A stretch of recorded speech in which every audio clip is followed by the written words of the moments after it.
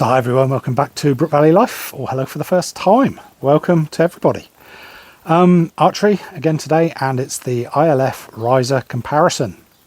Using the same limbs, everything the same, just changing the riser. And today we have the Hoyt Matrix.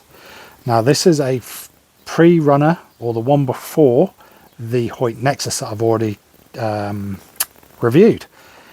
The main difference between them is there's no damper on this one.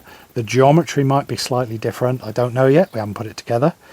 And this has a grip that I don't really like. Don't get on with it. It's got a good clicker plate on there that I do like, and it's got the enclosed limb pockets, again, that I like, but that's all subjective. It's quite a weight to it, so it's going to be on the heavier side, but that does help with stability and dampening as well. So let's go and take a quick or a more in-depth look at this, and then put it together and go and shoot it. So here is the Hoyt Matrix. Quite an old riser nowadays, but still shoots well. It's got its original grip, and this is a grip that I cannot get on with. It's too rounded at the back here and it slips all over the place for me. Again, made from aluminium. Got the clicker plate I like, proper clicker plate. 2 burger holes. I have put a stick-on rest on this one a while ago. Hopefully that the bottom fits through. Haven't shot this in a while. I've not set anything on this bow yet, so let's look at the front. So we've got bushing, and a point for a stabilizer, so dampers and stabilizer. On the back you've got the 1 point just here for a rear weight if needed, so it can be used for bare bow if you want to. Limb pockets, it's just the normal Hoyt ILF push and pull to align limb bolts that are, there we go, locked in with a locking bolt at the back. Got some good cutouts on it to allow the wind to blow through. Newer ones look a bit more up to date, but this has got a fantastic colour called Flame, I believe it was when we got it. Point for the sight, as you can see, Hoyt grip.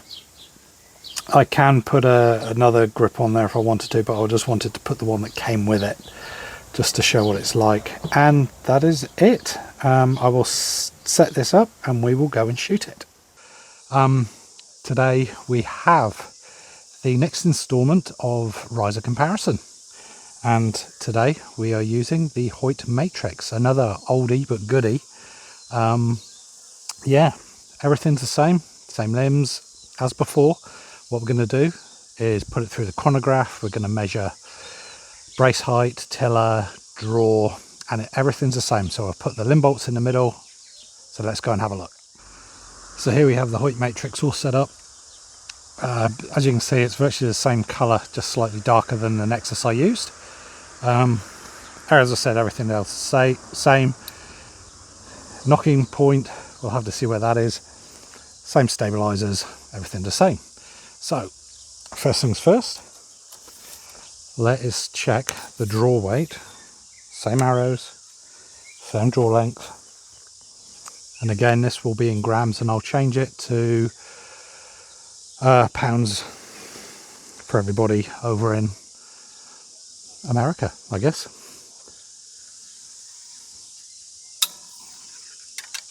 I'll do it 3 times, so that's 12.73.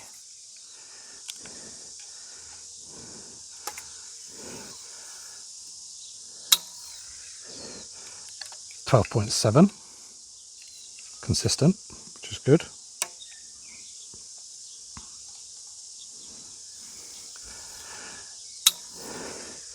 .7. So that shows good consistency. I'd have to check it against the other bow, but yeah, so 12, double that, 24 at a bit, so about 26. So that's quite low actually. So now, as I said, I've not changed anything, just put the string on, so let's see what the brace height is on this thing. So 24.4 millimeters, or 9 and just between 9 and what's that, 5/8 and 9 and 3/4, somewhere in between there. Top tiller. Let's do it in something I can read. 25, 23, so there's a 2mm difference. So top 8 and 3/16, 3/8. So that's 8 1/4, 8 3/8,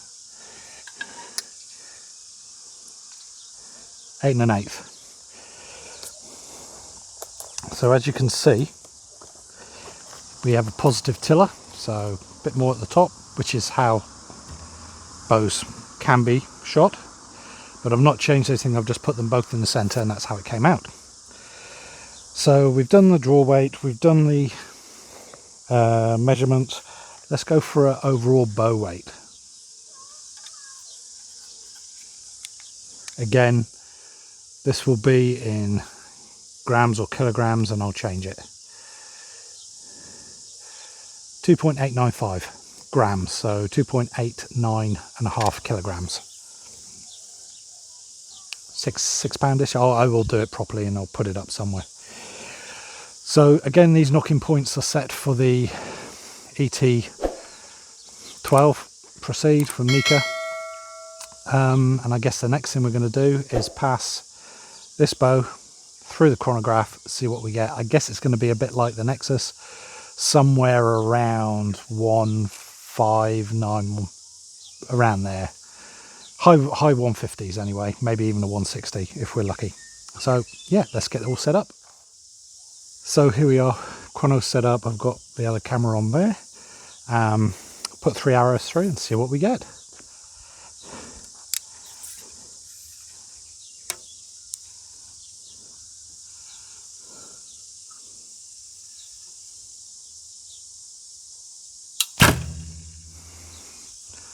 .155.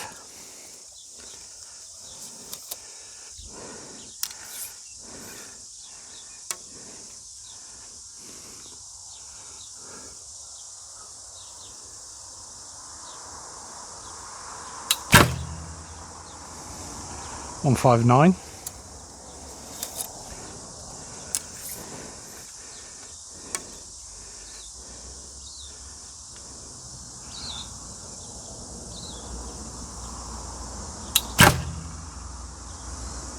.159 duplicate.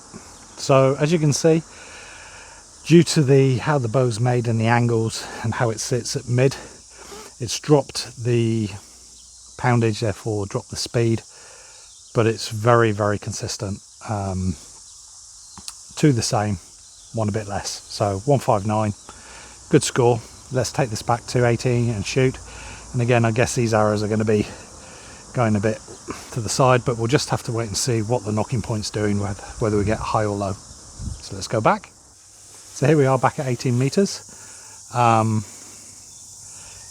know that the arrows are going to shoot stiff, so I'm going to aim at the right hand target, and I'm going to shoot at the bottom of the right hand target. There is a reason, just to see where this goes.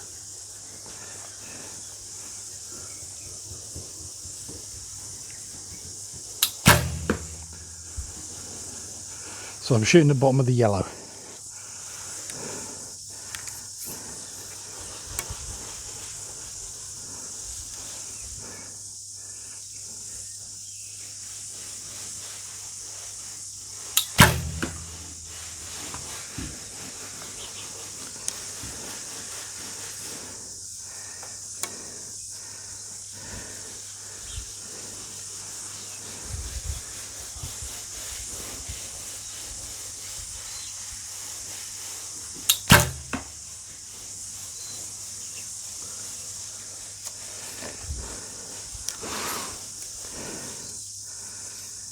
So the first 3 shots,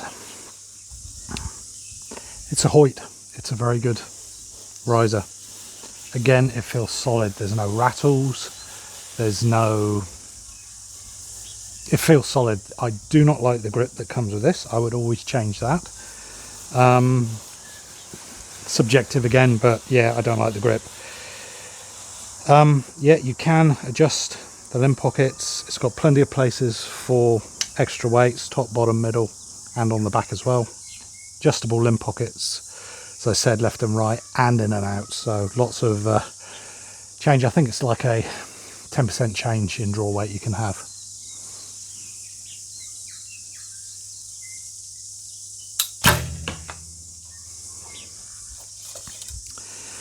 Vibration wise, more than the Nexus. I would say more than the ET11 from Nika, but less than the toe point. It has the enclosed limb pockets, which I like, so it looks good. Got to make sure it looks good.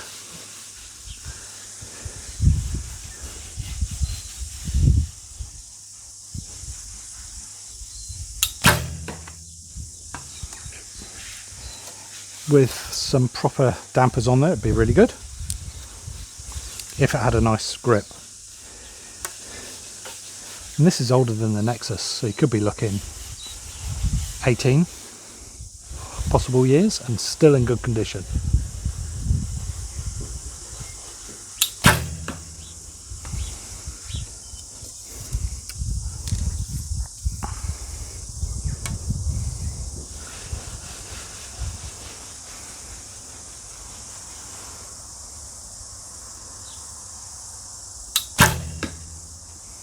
Again, when it came out, it was one of the top of the range bows. 2 burger holes, 2 spots for a clicker up and down. Plenty of cutouts. Again, aluminium. Not too heavy, but it's heavy enough to soak up some of the vibration from your limbs. And it's shooting really well with these Nika limbs.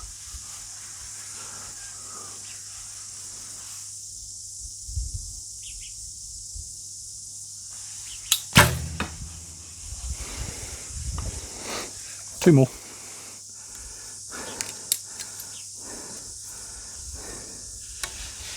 And just to let you know from down the bottom end, I'm aiming to the centre, so I've gone to the centre for but that first shot of the right hand target. So it's just showing you how weak the bow is compared to the arrows are flying stiff, that's all.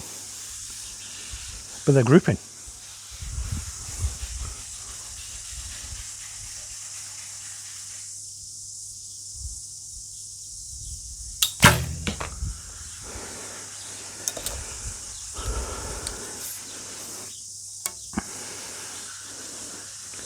Change of grip, this would be a fantastic riser.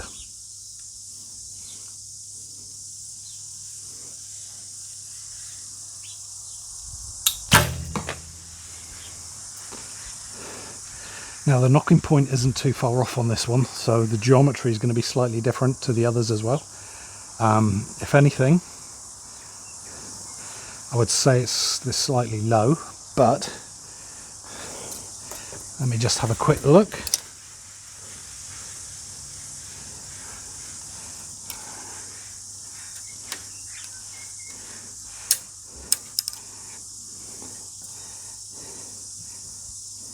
Yep, it's about 16th or 16th low